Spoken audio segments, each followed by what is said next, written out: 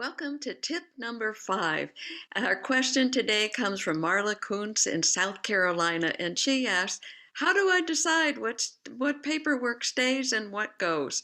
Well, that's a great question, and I'm Marcia Ramsland, your organizing pro, and happy to answer that because organizing paper is the most important thing you can do to bring relief. Yes, it brings relief. So, what you can do, here are 3 tips. One, you want to decide narrow it down to 2 choices. So what are the 2 best choices with this piece of paper? Am I going to let it go or am I going to keep it? The second choice is to say, am I going to keep it in to do or am I going to start a file to read? Ooh, that's not a great file because that can be so full and you don't really have time to read it.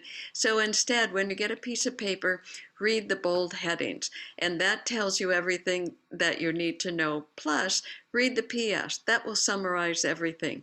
And the third choice is to look at it and say, do I really want to see this paper again?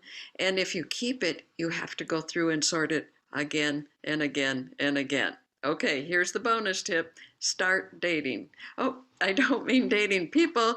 Date your paperwork by putting the date on the bottom right-hand corner or the top left. You choose one place and always put the date. And then you make a rule and say, if it's over 3 months old, needs to go. Okay, that way you will know. If it's worth keeping and it's longer than 3 months, it will go in a manila folder in your file drawer in your desk and you will keep it. Okay, so Marla, start dating those papers and decide if how much paper you're going to keep. The average household only needs 2 file drawers. If you have exceeded that, it's time to cut the paperwork in half. I'm Marcia Ramsland, your organizing pro. I invite you to go see our free webinar on 5 easy ways to get paperwork done. And I would invite you to the course and the one-on-one coaching that I can help you clean your desk, clear your mind.